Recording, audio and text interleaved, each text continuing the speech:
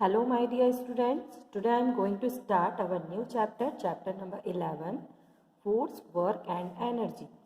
In this chapter, you will learn about force and its types. Work, simple machines, form of energy. So let's start. Our first topic is force. Take out a book from your bag and keep it on the desk. अपने bag से एक book निकाल के आपको उसको desk के ऊपर रखना है. What do you do when you take out the book? जब आप बुक को निकालते हो बाहर तो आप क्या करते हो? Pull the book out, push the book out in and lift the book in your hand. आप ये तीनों चीज़ें करते हो. पहले उसे पुल करते हो, देन पुश करते हो, देन उसे लिफ्ट करते हो हैंड में. In our day-to-day life, we are always either pulling, pushing or lifting things. हम हमारी हर रोज़मर्रा की जो day to day life means हर रोज़मर्रा की जो लाइफ होती है उसमें किसी भी चीज़ को लेने के लिए या तो पुश करते हैं या तो पुल करते हैं या तो लिफ्ट करते हैं. Okay, so force is defined as a pull और push acting on an object. So force उसे कहा जाता है जब हम किसी ऑब्जेक्ट को उठाने के लिए उसे पुश पुल करते हैं. Is called force. Force does many things to an object. Force से चीज़ों में कुछ इफेक्ट्स होते हैं जो कि है इट कैन मूव ऑब्जेक्ट. ये ऑब्जेक्ट को मूव कर सकता है.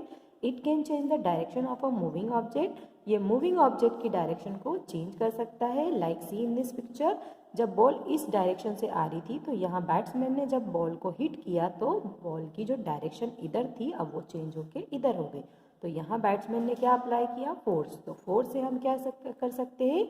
किसी मूविंग ऑब्जेक्ट की डायरेक्शन को भी चेंज कर सकते हैं. It can stop a moving object. ये किसी भी मूविंग ऑब्जेक्ट को भी स्टॉप कर सकता है. लाइक आप किसी भी चीज़ को पुश कर रहे हो यानी उसे धकेल रहे हो तो जब आप फोर्स अप्लाई करके उसे रोक भी सकते हो. It can change the shape of an object. या किसी भी ऑब्जेक्ट के शेप को भी चेंज कर सकता है.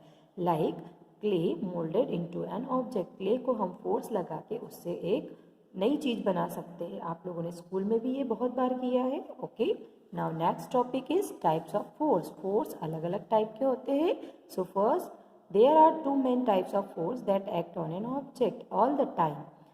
टू टाइप के फोर्स होते हैं जो ऑब्जेक्ट पे एक्ट करते हैं, जो लगाए जाते हैं. So first is gravitational force and second is frictional force. So यहाँ पे आपको टू टाइप्स ऑफ फोर्स दिए हैं, gravitational and frictional. Gravitational force is also called gravity and frictional force is also called friction. Okay students, now we will discuss about gravitational force और gravity.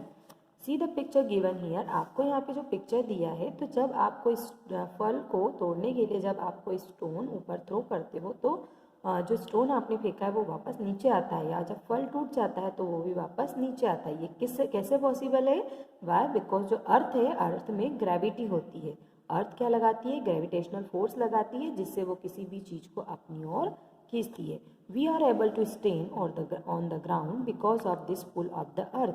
अर्थ हमें अपनी ओर खींचती है. अर्थ में एक फोर्स होता है जिसे ग्रेविटेशनल फोर्स कहते हैं. इसी के वजह से हम अर्थ पे खड़े हो पाते हैं. It would not be possible for the tree and the dog to stand. Tree या डॉग आप यहाँ पे पिक्चर में देख रहे हो, ये यहाँ पे ये भी स्टैंड क्यों है? बिकॉज अर्थ ने इन्हें अपनी ओर खींच के रखा हुआ है. अर्थ एक फोर्स लगा रही है जिसे ग्रेविटेशनल फोर्स कह रहे हैं, जिसकी वजह से यहाँ हम स्ट्रेंड हो पाते हैं.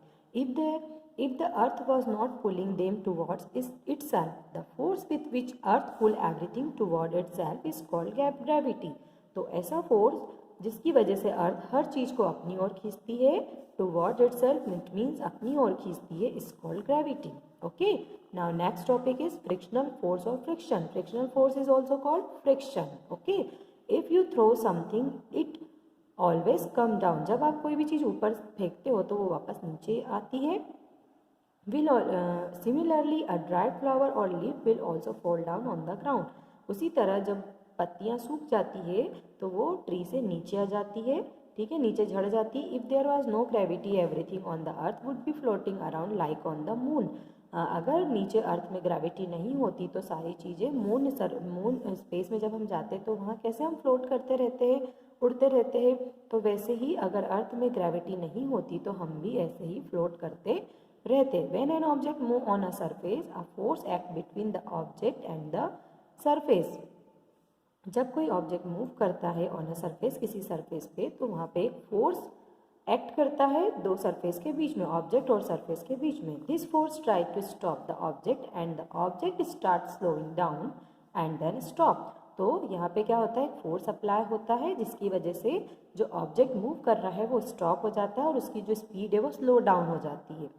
This force is called friction. इस फोर्स को फ्रिक्शन कहा जाता है। ओके स्टूडेंट, लाइक फिर से मैं आपको एक्सप्लेन कर रही हूँ। जैसे हम वॉकिंग करते हैं तो वॉक करते करते जब हम स्टॉप हो जाते हैं तो वो स्टॉप क्यों होते हैं, क्योंकि हमारे द्वारा हमारे लेग्स जहाँ हम हमारे लेग्स के द्वारा और जो सरफेस है अर्थ का वो दोनों जब आपस में रब करते हैं तो वहाँ पे एक फोर्स अप्लाई होता है जिसे फ्रिक्शन फोर्स कहते हैं, जिसके वजह से हम स्टॉप हो जाते हैं। अगर यहाँ फ्रिक्शन फोर्स अप्लाई नहीं होता तो हम कंटिन्यू वॉक करते रहते, स्टॉप नहीं होते। तो स्टॉप होने के लिए जो फोर्स अप्लाई करते हैं हम उसे फ्रिक्शन फोर्स कहते हैं।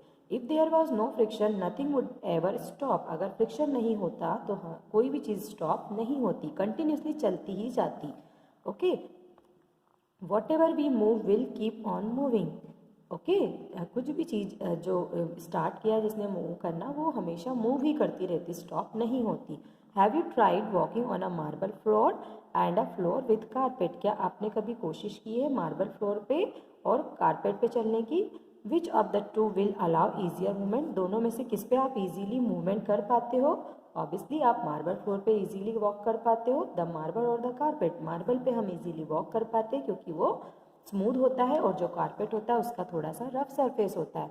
ये इसलिए होता है कि जो स्मूथ सरफेस होता है वहाँ पे फ्रिक्शन फोर्स कम होता है जिसके कारण हम स्पीडली वहाँ पे चलते हैं, वहाँ फ्रिक्शन फोर्स कम अप्लाई होता है।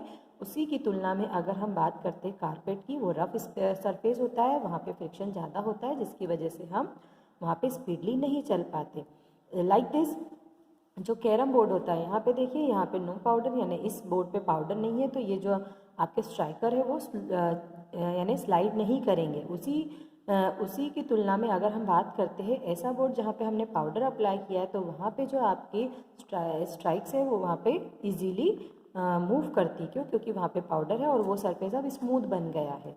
तो जहाँ पे इजीली हम मूव कर पाते हैं या फिर फास्ट मूव करते हैं वहाँ पे फ्रिक्शन फोर्स कम होता है, दैट्स वाई यहाँ पे फास्ट मूवमेंट होता है। और जहाँ पे रफ सरफेस होता है वहाँ पे फ्रिक्शन फोर्स ज़्यादा होता है। Okay students, usually it is smooth to walk on surface such as marble. Smooth surface पे चलना ईजी होता है, ठीक है, जैसे कि marble, polish, tiles, glass, ice etcetera. ये ऐसे सरफेस है जहाँ पे चलना ईजी होता है, ये स्मूदर होते हैं रेदर देन और rough surface such as carpet. उसकी तुलना में जैसे कि कारपेट हो गया, रग्स हो गया, ग्रास मैट्स हो गई एंड फ्लोर, जो रफ फ्लोर होते हैं, रफ फ्लोर टाइल्स होती है वहाँ पे चलना थोड़ा टफ होता है, स्पीड नहीं आती है वहाँ पे। बट इसकी तुलना में जहाँ स्मूथ सरफेस होता है लाइक पॉलिश टाइल्स होती है, मार्बल होता है, वहाँ पे हम स्मूथली चलते हैं। This is because smoother surface produce less friction. क्योंकि जो स्मूदर सरफेस होता है वो लेस फ्रैक्शन यानी कम फ्रैक्शन क्रिएट करता है then rough surface. Rough surface की तुलना में रफ सरफेस पे फ्रिक्शन फोर्स ज़्यादा होता है एंड स्मूदर सरफेस पे फ्रिक्शन फोर्स लेस होता है। Okay, now we will do an activity. In this activity our aim is to observe friction. इस एक्टिविटी में हम फ्रिक्शन को ऑब्जर्व करेंगे। Okay, and things needed a plastic coaster और coin, chalk and talcum powder. इसमें हमें इन चीज़ों की नीड होगी and the method is place the plastic coaster on a table. Table के ऊपर हम एक प्लास्टिक कोस्टर को रखेंगे। Now softly strike the coaster. अब हम इसे सॉफ्टली ऐसे स्ट्राइक करेंगे, ठीक है, जैसे कैरम बोर्ड पे हम कैरम्स की जो स्ट्राइकर्स होती है उसे हम स्लाइड करते हैं वैसे। Mark the point where it reach with chalk. अब हम चॉक से पॉइंट वहाँ पे नोट करेंगे कि ये कहाँ तक स्लाइड होके गई है। Now put some talcum powder on the table. अब हम टेबल पे कुछ पाउडर डालेंगे, फिर इसे स्लाइड करवाएंगे और फिर इसकी मेजरमेंट लेंगे कि ये कहाँ तक के इसने स्लाइड किया है। Place the same coaster again then softly strike it. Talcum powder डाल के हम फिर से उसे सॉफ्टली स्ट्राइक करेंगे।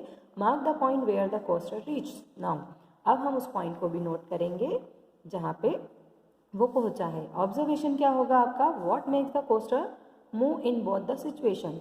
कौन सी चीज़ उसे कौन सी सिचुएशन में, दोनों में से कौन सी सिचुएशन में कोस्टर ज़्यादा स्पीडली मूव करता है। पुश कौन सी पोजीशन की का वजह से वो मूव करता है, पुश की वजह से, पुल की वजह से या लेफ्ट की वजह से, पुश की वजह से। Okay student, does the coaster move more or less after the talcum powder is added. जब हमने टेल्कम पाउडर डाला तो वो फास्टर हो गई थी उसकी स्पीड, यस फास्टर हो गई थी क्योंकि जो सरफेस था वो उसके लिए स्मूदर बन गया। What stop the movement of the coaster after S distance, distance में पहुंचने के बाद यहाँ पर आकर अगर वो रुक जाता है या जहाँ भी वो रुकता है तो वो क्यों रुकता है, वाई, बिकॉज यहाँ पे एक फोर्स अप्लाई हुआ जिसने उसे यहाँ पे रोक दिया, और वो फोर्स है फ्रिक्शन फोर्स। फ्रिक्शन फोर्स क्या करता है, स्टॉप करने में हेल्प करता है। Okay, now conclusion, there is some force that stop the movement of object. कुछ फोर्स यहाँ पे अप्लाई होता है जो मूवमेंट को, ऑब्जेक्ट की मूवमेंट को स्टॉप कर देता है। The movement of object become easier and more after putting the talcum powder. जो मूवमेंट थी ऑब्जेक्ट की वो ईजियर भी हो जाती है जब हम टेल्कम पाउडर वहाँ पे डालते हैं। Okay, so student, I hope you all are understand properly, so keep learning. Remaining chapter we will continue in our next video. Okay, so thanks for watching this video. Keep learning.